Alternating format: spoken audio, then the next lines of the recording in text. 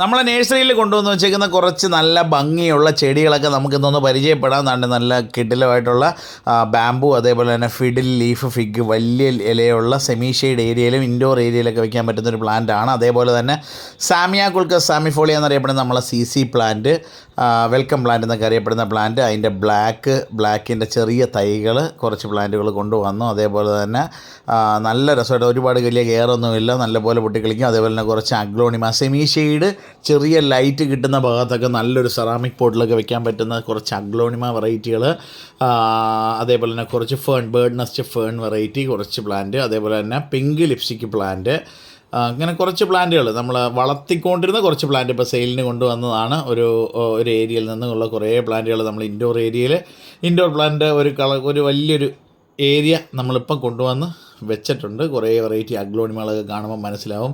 പല variety aglaonema, കുറച്ച് bamboo, നമ്മൾ ഇൻഡോർ സെമി ഷെയ്ഡ് ഏരിയയിലൊക്കെ വയ്ക്കാൻ പറ്റുന്ന ബാംബു വെറൈറ്റികൾ, അതുപോലെ തന്നെ റോക്ക് ഗാർഡൻ്റെയൊക്കെ ഇടയ്ക്ക് വയ്ക്കാൻ പറ്റുന്ന ഫില്ല് ചെയ്യാൻ പറ്റുന്ന കുറച്ച് പ്ലാന്റുകൾ, നമ്മൾ ഫൗണ്ടൻ ഒക്കെ ഉണ്ടെന്നുണ്ടെങ്കിൽ അതിനകത്ത് സൈഡിലൊക്കെ ചെറിയ ഹോളൊക്കെ വരുന്ന അവിടെയൊക്കെ വയ്ക്കാൻ പറ്റുന്ന കുറച്ച് സെമി ഷെയ്ഡ് പ്ലാന്റുകളെല്ലാം കൂടെ കൊണ്ടുവന്ന് സെറ്റ് ചെയ്ത് വെച്ചേക്കുന്നതാണ്. വലിയ ലീഫുള്ള പ്ലാന്റുകൾ, കുറച്ച് ആന്തൂറിയം വെറൈറ്റി, അതുപോലെ തന്നെ ലീഫ് ആന്തൂറിയം, ഫോളിയേജ് ആന്തൂറിയം തന്നെ ഉണ്ടല്ലേ. ഇതിൻ്റെ തൈകളും ചെറുത് അവൈലബിൾ ആണ്. ഇപ്പം 100 രൂപ മുതൽ തുടങ്ങുന്ന ഫോളിയേജ് ആന്തൂറിയം ഇവിടെ ഇരിപ്പുണ്ട്. വന്നു കഴിഞ്ഞാൽ നോക്കിയെടുക്കാൻ പറ്റും. വെറും 100 രൂപ മുതൽ സ്റ്റാർട്ട് ചെയ്യുന്ന ആന്തൂറിയം. അതേപോലെ തന്നെ കുറച്ച് നല്ല കിടിലം വെറൈറ്റി കുറച്ച് അഗ്ലോണിമകളെല്ലാം സെറ്റ് ചെയ്ത് ഇപ്പം ഫ്രണ്ടിൽ കൊണ്ടുവന്ന് വെച്ചേക്കുന്ന കുറച്ച് നേഴ്സറി വിശേഷങ്ങളാണ് നമ്മളുടെ വീഡിയോയിൽ ഇന്ന് നമ്മൾ ഉൾപ്പെടുത്തിയിരിക്കുന്നത്. ചെറിയൊരു വീഡിയോ ആണ്, വീഡിയോ സ്കിപ്പ് ചെയ്യാതെ മൊത്തം കാണാൻ ശ്രമിക്കുക. അതേപോലെ തന്നെ പ്ലാന്റ് വലിയ കെയറില്ലാതെ, അതേപോലെ നമ്മളിപ്പം ഇൻഡോർ വയ്ക്കുന്ന പ്ലാന്റുകളാകുമ്പോഴത്തേക്ക് എങ്ങനെ വളം ചെയ്യണം, എന്ത് വളം കൊടുത്താലും ഒന്ന് വെളിയിലോട്ട് എടുത്ത് വെച്ചതിന് ശേഷം വളം കൊടുക്കുന്നതാണ് ഉചിതം. അതിനുശേഷം ഒരു ദിവസം അവിടെ ഇരുന്നോട്ടെ, രണ്ടാമത്തെ ദിവസം എടുത്ത് വീട്ടിനുള്ളിലോട്ട് കയറ്റുന്നത് നല്ലതാണ്.